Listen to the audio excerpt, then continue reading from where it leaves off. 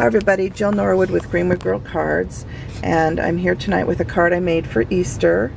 It has some embossing on the cream, rustic cream cardstock on the background there, and it's using a Easter basket die from Cherryland Designs along with some other dies.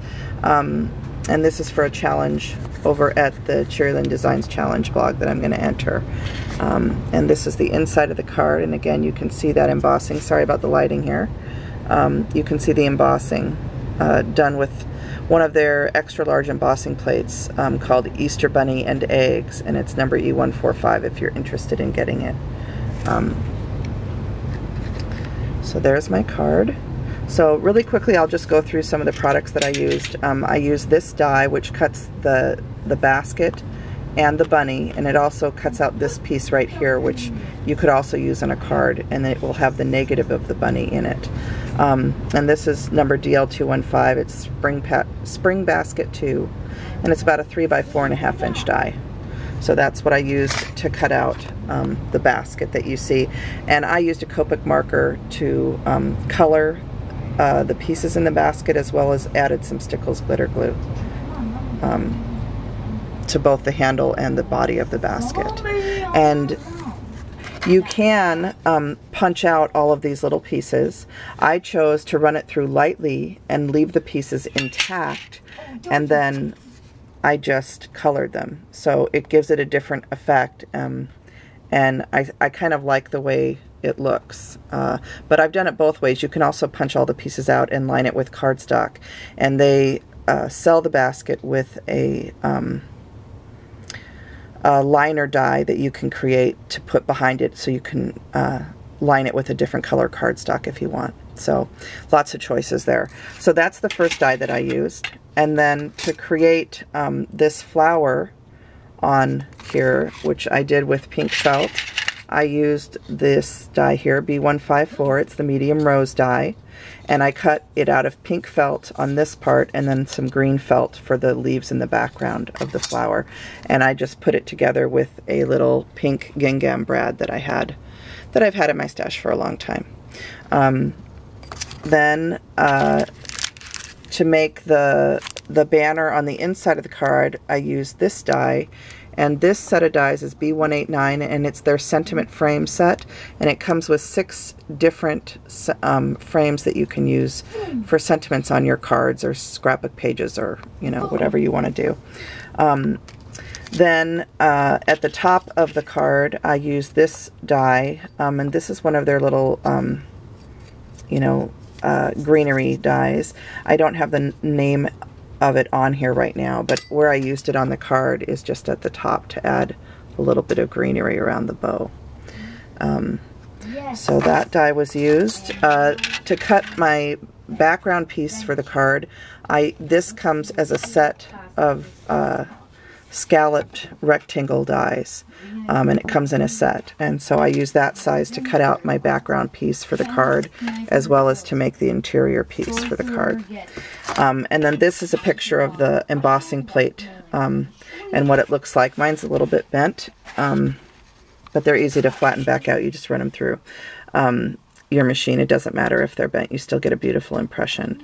I use a Vagabond, which puts pressure on the plate very well, and it just comes out lovely, I think.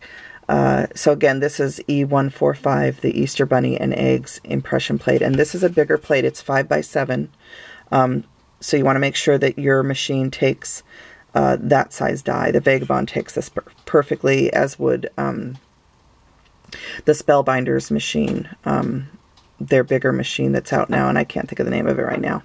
But anyway, you just want to make sure anything that you order is going to fit in whatever type of machine you have. But these bigger plates are nice because you can emboss a larger size piece of cardstock and then use it for several projects.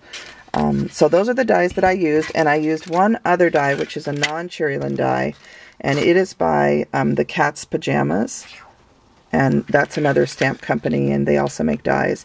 And they have this little basket, which is really cute. And what I used from this set is, of course, this baby egg die. But I think Cherryland Designs also carries now a set of eggs, a set of egg dies. I don't have them, but so I use this little tiny egg die. to make the eggs in my basket. And I kept the card fairly simple as far as putting other things in the basket. There's just eggs in there, and they're made out of fabric. And the basket liner, this little darker pink fabric, I just cut with pinking shears to make it look like a liner in the basket. So that's my card. While I'm on doing this video, I thought I would share a couple more things that I've made lately. If you've been to my blog at greenwoodgirlcards.blogspot.com, you may have already seen this card, but this is also a die that I recently purchased. It's a set of 3 Seahorses from Cherrylyn Designs, and you can just type in Seahorses at the cherrylyndesigns.com and it would come up. But it's a family of Seahorses, and then I use some cheesecloth, which you can get, you know, I get it for $1.99 at Fred Meyer, but you can get it at almost any store that carries hobby supplies or fabric, etc. Most places have cheesecloth. And I used that and sprayed it with some spray mist and added some sequins and pearls for shells. And I also, I don't know if you can tell, but when I cut the original Seahorses out, I kept that piece of paper, lined it with another color paper behind it, and then when I put the Seahorses on, I moved them to the left a little bit so that it looks like there's a shadow behind them. And that paper that I use kind of looks like water too, so it makes it look as if they're under the sea, sort of. And then if you notice, the background on this card is also embossed with a Cherrylyn plate. I believe it's called Old Parchment. And I really like that that embossing plate. It just gives a really neat texture to your card, which is always nice and pleasing to the eye when you have texture. So this one just says, enjoy your vacation. So that's that card. And then I have one other card that I made this week. This one is for a challenge called the Festive Friday Challenge. And I believe it's Festive Friday blogspot.com, but I will link the challenge name. But they give out a prize every couple weeks. They do Christmas cards, and what's nice is if you follow these challenges throughout the year, then at Christmas time you have a bunch of cards all ready to go for the special people in your life that you want to make sure and give a special card to.